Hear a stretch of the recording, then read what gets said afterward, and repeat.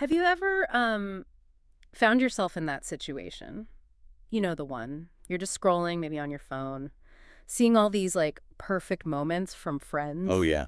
The highlight reels, vacation snaps, Ah. the big job news. Exactly. The amazing house they just finished, and you get that little twist in your gut, that feeling of, well, Or inadequacy. did you hear about a colleague's huge promotion, right? Yeah. Or see someone else just sailing through life, seemingly without effort. And suddenly your own wins, things you worked really hard for, they just feel smaller somehow, less shiny. That exact feeling, that nod, that's what Theodore Roosevelt was getting at. His famous quote, "Comparison is the thief of joy." Right. Such a powerful line. And it feels so relevant today, doesn't it? Like it was written for the social media age. It does, but what's fascinating is that this idea, this struggle, it goes way, way back. We're talking ancient philosophy, Mhm. specifically the Stoics.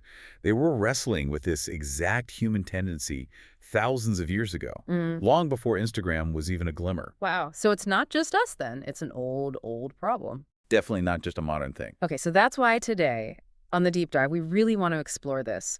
Why this habit we have, constantly measuring ourselves against others, our status, what we own, what we achieve, even how happy we think they are. Why it's not just, irrational. Which it is. Right. But why the Stoics would say it's basically a guaranteed road straight to misery. So our mission today is to figure out how to shift that focus, how to get it away from everyone else and back onto your own path, your own progress. We've got some really powerful stuff to draw on these ancient Stoic thinkers, but also some more modern insights too. The goal is to help you get really well informed on this because it's a huge deal, this comparison trap. Okay, so where do we start? If we're talking Stoics, what's the foundation? Well, we have to start where they did, with what they saw as the absolute dividing line in life. It's a core principle called the dichotomy of control. The dichotomy of control. Okay, that sounds important. Foundational, even. It is. It really is the bedrock. So walk us through it. Epictetus, right? He was central to this. What did he actually mean, and why is it so critical for, well, escaping this comparison mess? Absolutely. Epictetus, who, remember, went from being enslaved to being this incredibly influential teacher, Mhm. he laid this out with just stunning clarity. He basically said, look, life breaks down into two buckets. Two buckets. Okay. Yeah. Things that are up to us, the stuff truly in our power, and things that are not up to us, things outside our direct control. And really getting this distinction, I mean, really getting it deep down, not just intellectually. That's the key. It's the cornerstone Yeah. of Stoic peace, Mm. the first step to real freedom from all this noise.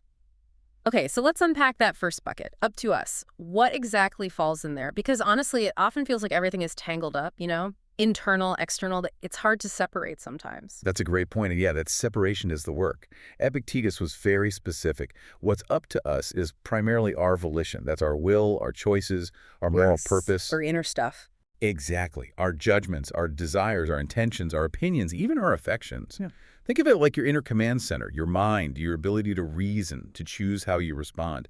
Epictetus saw this inner self, this capacity, as absolutely autonomous, like a sacred space, a gift from God even, an internal source of goodness that external events just can't touch. So my character, how I choose to react, that's all mine. Nobody can make me feel inferior, for example. Precisely. Unless you judge yourself as inferior based on some external comparison, Mm-hmm.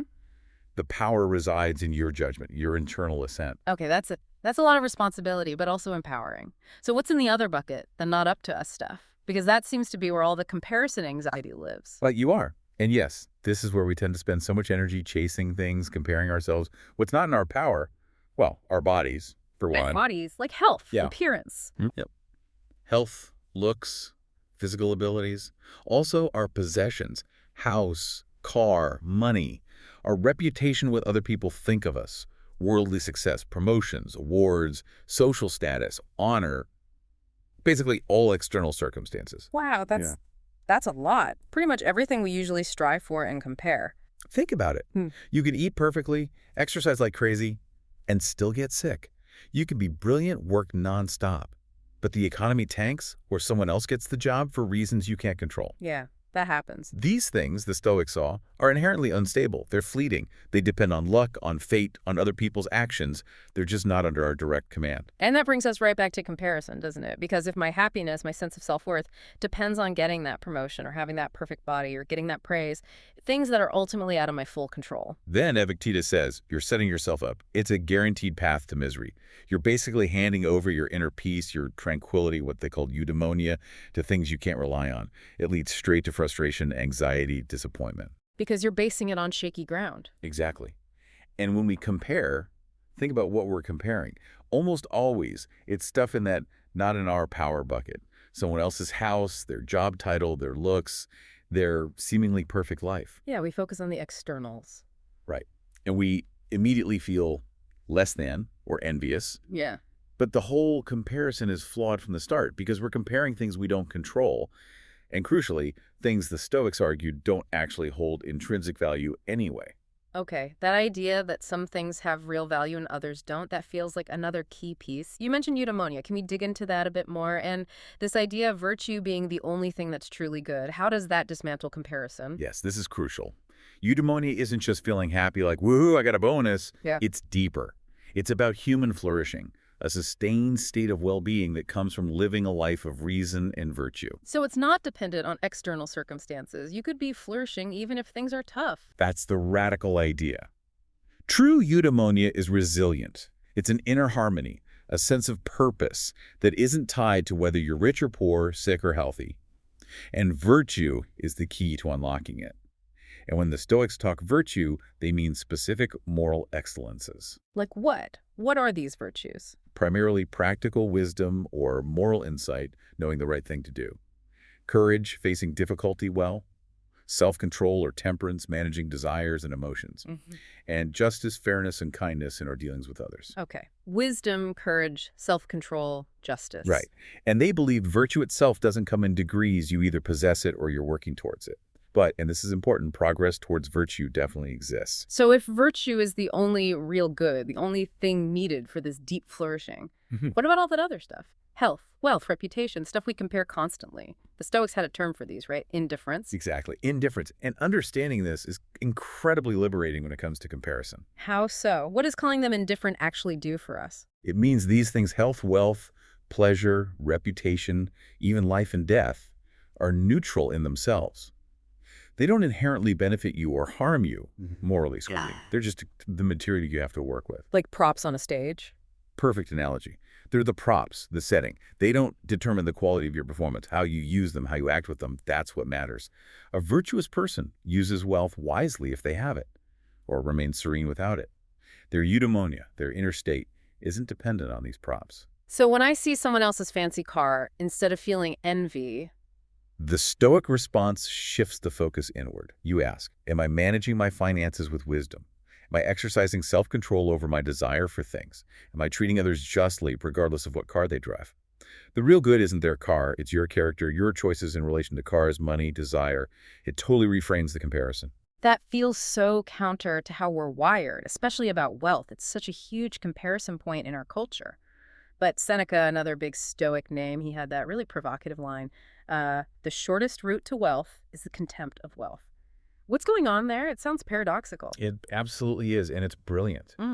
Seneca wasn't saying go live in a cave. He wasn't pushing extreme asceticism. He was talking about psychological detachment. Detachment from the value we assign to it. Precisely. If you can genuinely stop needing more, stop feeling that pressure to keep up, to acquire what others have, you become wealthy in a much deeper sense. Your inner peace isn't tied to your bank balance.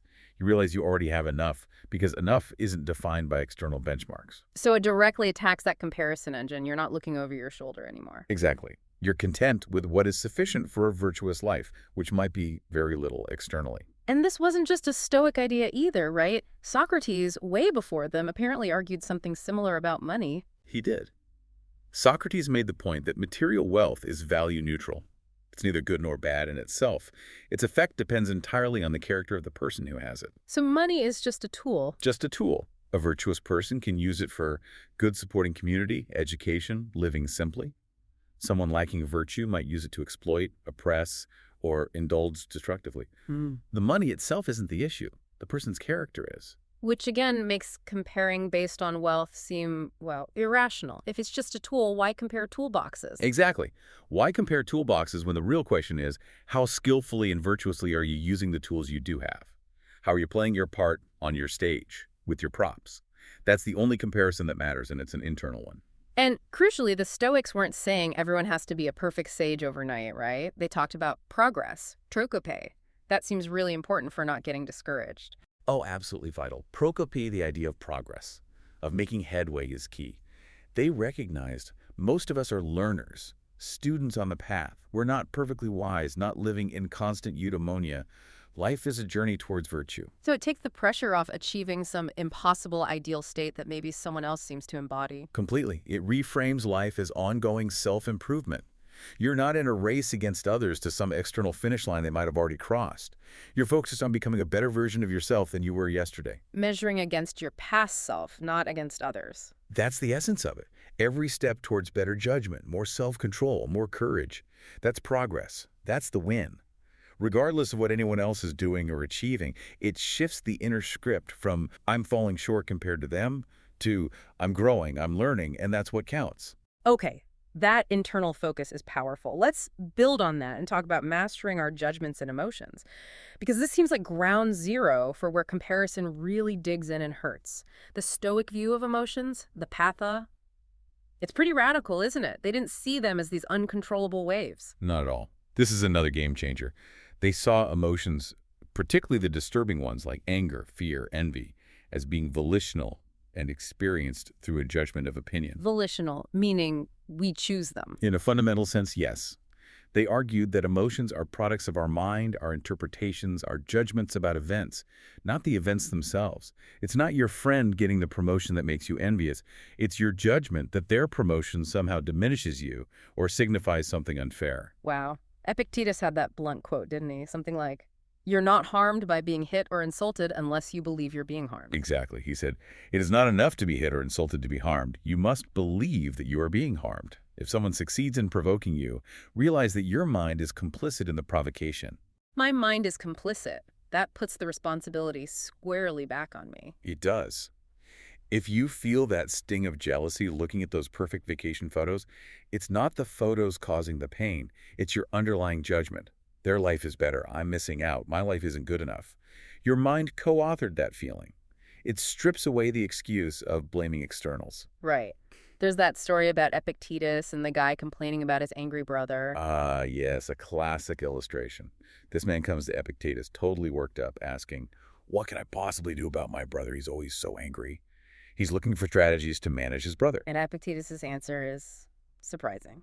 It's deliberately jarring. He just says, nothing. You can do nothing about it. Nothing. That sounds so unhelpful. Like, come on, give the guy something. It's meant to shock him into realizing where the real problem lies.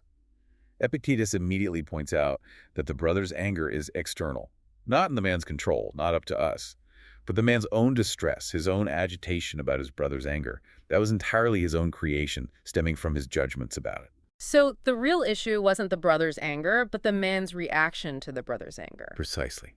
That's where his control actually was. Mm-hmm. Not in changing his brother, but in changing his own internal response. Yeah. Mastering his own judgments. It's about achieving your own tranquility, regardless of how others behave. That's true self-empowerment, especially against feeling provoked by someone else's success or behavior. I love that. Radical responsibility for your internal state. And he had similar advice for handling criticism, right? Which is another huge trigger for comparison. He framed criticism as a gift. How did that work? Because criticism usually feels like the opposite of a gift. His approach was, again, simple in theory, tough in practice. When criticized, don't react immediately. Pause. Reflect. Ask yourself, is it true? Okay. If the criticism is true, if it points out a real fault, well, then the person has done you a favor. They've shown you something you can work on, something that helps your procope, your progress. It's helpful feedback. Why get angry about that? Okay. What if it's not true? If it's false, if they're mistaken or malicious, then the person is simply in error. They are the ones harmed by their faulty judgment, by their lack of virtue in making the criticism, not you. So either way, you don't actually get harmed unless you choose to be. Exactly. You only suffer harm if you allow their words to provoke anger, resentment, feelings of inferiority. which comes back to your own judgment, your internal choice. This completely defangs criticism. It stops it from triggering that comparison spiral because you control the interpretation. You turn a potential attack into either useful data or irrelevant noise. So instead of feeling attacked and comparing myself negatively, I reframe. It's either useful for my growth or it's just their issue based on their own flawed thinking, that internal focus, that purification. It reminds me there are strong parallels in other wisdom traditions too. You mentioned the Dhammapada. Yes, absolutely. The Dhammapada, a key Buddhist text, has verses that resonate so powerfully with this Stoic idea. Verse 165 says, and it's quite profound, by oneself is wrong done, by oneself is one defiled, by oneself wrong is not done, by oneself surely is one cleansed, one cannot purify another, purity and impurity are in oneself alone. Purity and impurity are in oneself alone. Wow. It nails that internal locus of control, doesn't it? It completely cuts off the tendency to seek external validation or blame others. If your moral state, your inner purity, is entirely your own doing, then comparing yourself to others becomes irrelevant. You can't be purified by someone else's approval, nor defiled by their criticism or their perceived superiority. The power and responsibility are entirely yours. It feels like a universal truth cutting across traditions. Stoicism, Buddhism, the core message seems to be tend to your own inner garden. Your worth, your peace, it's not up for external debate unless you let it be. Precisely. And the Dhammapada reinforces this again later, outlining the path. Refraining from all that is detrimental, the attainment of what is wholesome, the purification of one's mind. This is the instruction of awakened ones. It's all about that internal work, self-mastery, not trying to win some external competition based on fleeting metrics. Okay, so from managing those immediate reactions, let's zoom out. Marcus Aurelius, the emperor philosopher, he seemed really adept at shifting perspective, getting that bigger picture view. He practiced something called cognitive distancing. How did that help with comparison? Marcus Aurelius was a master of this. You see it all through his meditations. He constantly reminded himself, literally wrote it down to reinforce it. It is not things or sensations that upset us, but our judgments about them. Cognitive distancing is about creating that space. Space between the event and your reaction. It's exactly. Between the raw data, someone gets praised, someone seems successful, and your interpretation of what that means for you. So if you see someone's success and feel that pang of inadequacy, you consciously step back. You label the thought, okay, that's a judgment comparing my worth based on their achievement. You see it as just a thought, an interpretation, not objective reality. This disarms its power to disturb you. You pause, identify the judgment, and challenge its validity based on Stoic principles. He also famously spent time contemplating his own death, not in a morbid way, but as a kind of tool. He wrote, "To learn how to die is to unlearn how to be a slave." It's intense. How does thinking about death free you from comparing yourself to others? It's about perspective.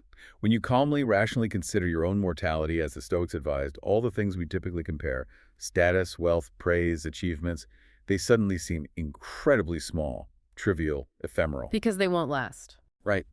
If life is short, as Seneca often emphasized, why waste precious moments consumed by envy or chasing fleeting recognition or accumulating stuff that will turn to dust? Accepting death as natural frees you from the slavery of needing external approval, of needing to win compared to others.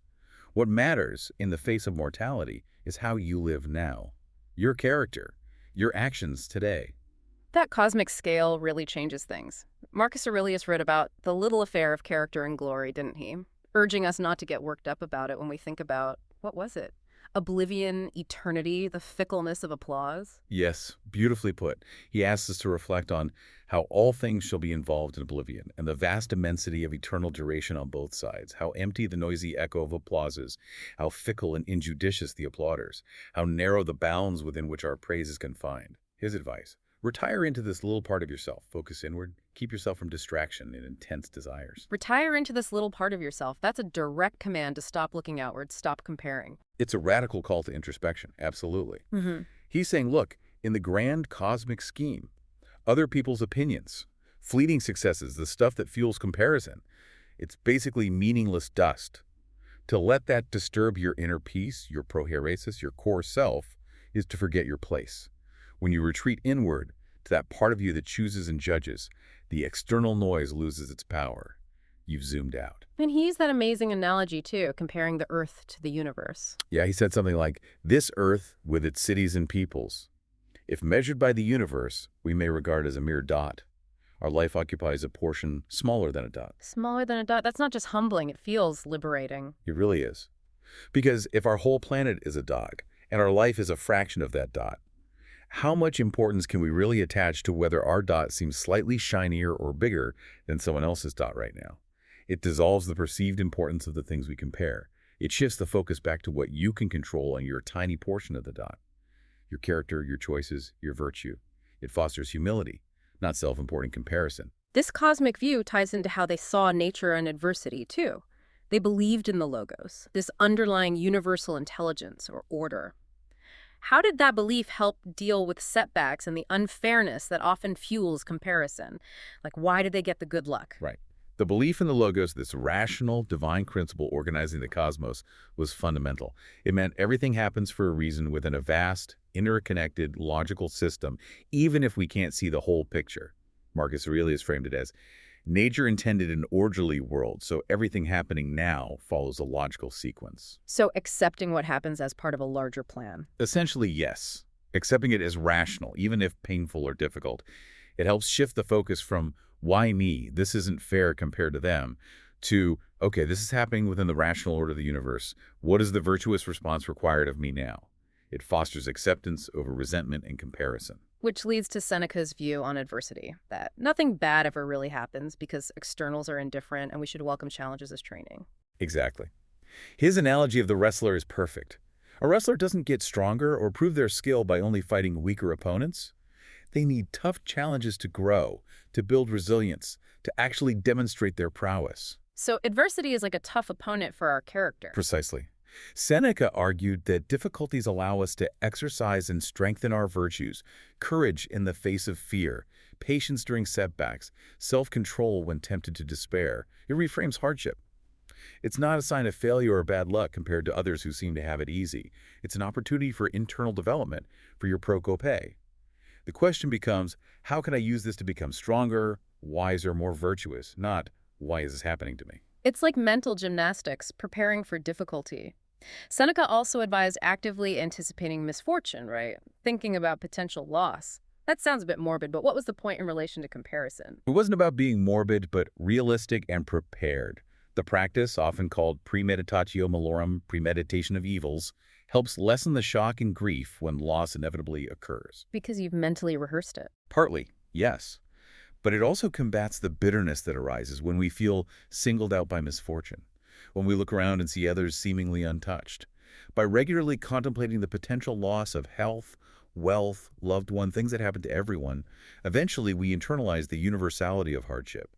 We recognize we aren't uniquely afflicted. This fosters equanimity and makes us less likely to fall into resentful comparison when our turn comes. It builds resilience against the unfairness narrative. Okay, so we've looked at the big picture, the mental framing. Let's bring it back to the individual path. How do we actively cultivate our own way forward, focusing on autonomy, meaning progress, all things that seem like powerful shields against comparison? We mentioned prohairesis before, but let's dive back into that. It feels central. It absolutely is central. It's worth hammering home. Epictetus called prohairesis that uniquely human faculty of reasoned choice, our volition, God's special gift. It's a source for our goodness, totally internal, totally independent of external circumstances. The command center again? Your inner citadel, exactly. Yeah. Your core self, your integrity, your ability to choose your response that's untouchable. No external event, no person, no loss can take that away from you. You always retain the power to choose your attitude, your character. That really is the ultimate anti-comparison stance, isn't it? My worth isn't defined by anything out there that can be measured against someone else. It's generated from this internal core. Precisely.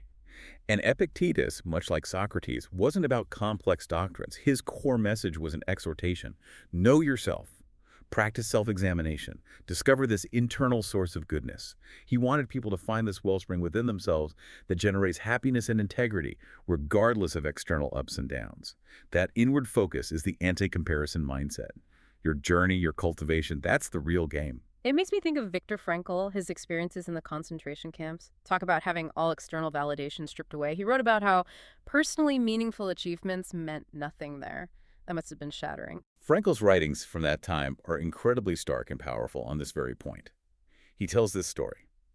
He had managed, against all odds, to keep a scientific manuscript hidden, sewn into his coat. It represented his life's work, his identity as an intellectual. His purpose, his achievement. Exactly. And he tried to confide in an older, hardened prisoner, showing him this precious manuscript. Mhm. The prisoner just looked at it, gave this sort of pitying, mocking grin, and spat out one word: shit. Wow. Just brutal. Brutal. And for Frankl, that single word signified the complete annihilation of his former life's values. In that context of absolute deprivation and suffering, his intellectual achievements, his status, his legacy, it was all meaningless, irrelevant. A devastating, painful, but profound lesson in how fragile external valuations really are when tested by extreme adversity. So when everything external is gone, reduced to shit, where did Frankl find the will to go on? He talked about the freedom of attitude, right? Which sounds so much like Epictetus's proheresis. It's a direct, modern echo, forged in the most horrific circumstances. Frankl's core insight was that even when you have zero control over your external situation, when you are physically captive, starving, facing death, you still retain the last of the human freedoms. The freedom to choose your attitude, your response to suffering. You are self-determining even then. Yes, not free to change the circumstances, but free to choose how you face them, with dignity, with compassion, with courage, or with bitterness and despair. This inner freedom, he argued, is what allows people to find meaning even in suffering, to transform tragedy into triumph, to grow beyond themselves. It's the ultimate weapon against comparison because your inner state, your chosen stance, is independent of anything external. And Frankl also made that distinction about meaning being discovered, not invented. Why is that important for avoiding comparison? It's a crucial distinction. If meaning is just something we make up, it feels flimsy, subjective. Easy to compare your invented meaning to someone else's and feel inadequate. But Frankl argued meaning is objective. It's out there in the world, waiting to be discovered in each unique situation. Like finding a purpose inherent in circumstances. Exactly. It suggests there's a specific, objective meaning calling out to you in your life, your challenges. It's not about crafting a life story that looks impressive compared to others. It's about listening, responding, and finding the inherent value and purpose in your unique, unrepeatable existence. This liberates you from the pressure to perform or achieve according to external standards. You're on a personal quest for discovery. All of this, the Stoic focus, Frankl's insights, it really seems to bring us back to valuing the present moment, doesn't it? Not as a race against others, but as the only time we have for this inner work. Seneca's On the Shortness of Life comes to mind. Yes, Seneca powerfully argued that we often complain life is short, but we waste so much of it on trivialities, anxieties, chasing things that don't matter. His advice wasn't necessarily to live longer, but to live fully. How did he put it? Something like, the task isn't making life last, but making sure we use each day. Precisely. The task is not to strive to make our lives last as long as possible. Instead, we ought simply to make sure that we enjoy and make full use of each day as it comes, not forgetting that it could perhaps be our last. That perspective shifts everything. Live intentionally now. Imbue this moment with virtue. Don't waste it looking sideways at others or pinning hopes on an uncertain future. The urgency of the present crowds out the space for comparison. And Epictetus used that Olympic Games analogy, too. Right. He said, the contest is upon us, you cannot defer any longer, and everything depends on what you do right now on this single day. That immediacy, Right. it really cuts through the noise. It does. If everything hinges on this moment, this choice, this action, your focus becomes intensely internal and present. You're not caught up in comparing long-term trajectories or past achievements. You're engaged in your contest right here, right now, making the most of your opportunity for virtuous action. That's where the real freedom from comparison lies, owning your inner world, walking your path with purpose, moment by moment. So wrapping this up, we've covered a lot of ground today on the dangers of comparison. We started with that basic, powerful Stoic tool, the dichotomy of control, understanding what's truly up to us, our judgments, our choices, versus what's not, pretty much everything external. That's step one. And we saw how focusing on virtue as the only true good frees us from chasing those external indifferents, wealth, status, reputation that constantly fuel comparison and anxiety. We learned that our emotions stem from our judgments, giving us the power to manage our reactions. Right. And then we zoomed out with Marcus Aurelius, getting that cosmic perspective that kind of shrinks down worldly successes and failures, reminding us the real contest is internal. Plus, seeing adversity not as failure, but as training, as Seneca suggested. Ultimately, it all points inward. The freedom comes from cultivating that autonomous core, that proheresis, finding meaning in our unique situation, as Frankel showed us, and living fully in the present moment, making the most of each day for our own growth. It really is about recognizing that your journey, your path, is the only one that truly matters for your flourishing. Which leads us perfectly into a final thought for you, the listener, to maybe carry with you. If it's true, as the Dhammapada states, that purity and impurity are in oneself alone, and if our deepest freedom lies in choosing our attitude towards what is genuinely up to us, then what external comparison could possibly hold any real weight against the infinite, untouchable potential of your own inner cultivation? Think about that. What would it really feel like to believe deep down that your unique journey, your personal progress, is the only yardstick that truly matters? A liberating thought indeed. Absolutely. Thank you for joining us for this deep dive. We hope exploring these ideas helps you strengthen that inner core, find more peace, and maybe even rediscover some joy, free from the thief of comparison.